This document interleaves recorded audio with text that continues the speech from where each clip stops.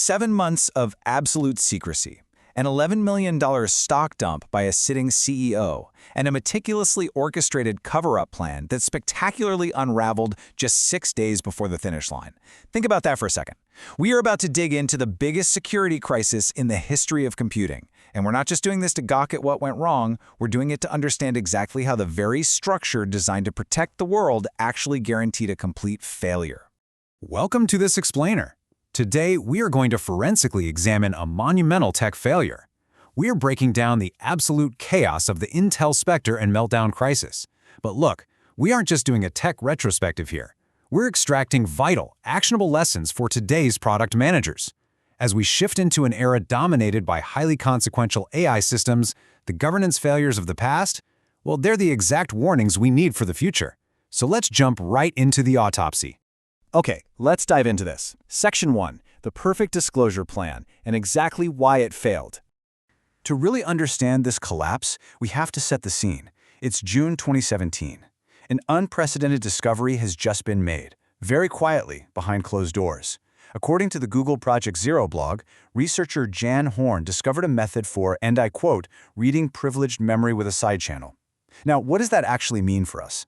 This wasn't just some standard software bug or a misconfigured server. No, this was a fundamental architectural flaw in how modern processors handle speculative execution, which is literally the very technique that makes them fast in the first place. Because this flaw was baked right into the physical hardware, it affected virtually every Intel processor manufactured over the last 2 decades. We are talking billions of devices globally, everything from your smartphone to massive cloud server farms. Let's trace the timeline of the response, because it's wild. Intel was officially notified in June 2017. They came up with this massive plan. They'd coordinate patches with Microsoft, Apple, Google, and Amazon under a strict 7-month embargo. It was all supposed to culminate in a clean, unified public disclosure on January 9, 2018. Sounds great on paper, right? But by October, the embargo group had expanded dramatically to include more vendors and maintainers. And then came the shattering blow. On January 3, 2018, just 6 days before the finish line, the technology outlet The Register published a bombshell report exposing the flaw. That meticulous 7-month embargo wasn't broken by some malicious whistleblower, it was cracked by observant developers just doing their jobs in the public sphere. That brings us to Section 2, the flawed core assumption. So how does such a carefully constructed plan just fall apart? Well, Intel leaned heavily on the traditional CERT-CC Coordinated Vulnerability Disclosure Framework. Now, if you look at the CERT-CC policy documentation, this framework actually relies on 2 key, completely untested assumptions. Assumption 1, an embargo can be maintained indefinitely across a massive, sprawling group. And Assumption 2, that patches will actually be ready and fully validated for billions of highly diverse devices by some arbitrary disclosure date. Intel accepted these assumptions without rigorously examining their failure conditions. They didn't consider how the growing size of the group and the sheer, mind-boggling technical complexity of fixing physical hardware with software patches would completely strain the plan to its breaking point. Let's get into the hard data in Section 3, the forensic evidence record. This is the core of our tech autopsy. We're going to methodically break down 4 distinct governance failures, starting right here with Evidence 1, the observable surface. If you read the initial disclosure report by The Register, the secret actually wasn't leaked by a person talking to the press. It was leaked by code. The embargo group expanded to include Linux kernel maintainers. And because Linux is an open-source project watched by millions of developers globally, pushing highly unusual, completely unexplained patches to it effectively turned a public codebase into a massive, unmanaged leak risk. I mean, you simply cannot hide frantic architectural-level changes in a repository that the entire world monitors every single day. It's impossible. Okay, moving to Evidence 2, and this one requires some intense focus. $11 million. If we pull the SEC EDGAR Form 4 filings and factor in Bloomberg's reporting from January 12, 2018, we see that Intel's CEO at the time, Brian Krosnick, sold approximately $11 million in stock and options between October and November of 2017. He utilized the standard 10b5-1 trading plan to do this, which is a pre-scheduled stock sale meant to prevent insider trading. However, Intel stated this specific trading plan was established in October 2017. That is months after Intel was officially notified of the vulnerability back in June. Establishing a trading plan after possessing material non-public information that completely bypasses the protective governance those plans are supposed to provide in the first place. Now, what's really interesting about this next piece, evidence 3, is the performance fallout.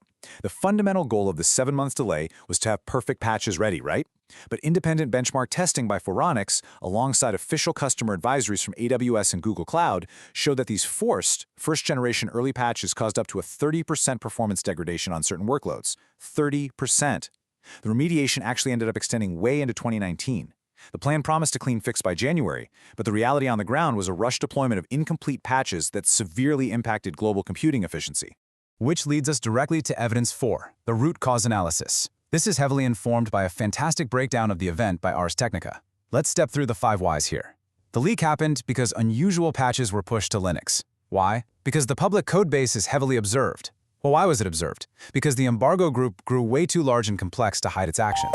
Ultimately, the entire plan suffered from an unmitigated observable platform risk. The structural incompatibility of demanding total secrecy while simultaneously forcing hundreds of engineers to patch a highly public open-source platform, it absolutely guaranteed an early leak. All right, shifting gears to Section 4, the Reframe, connecting past to AI.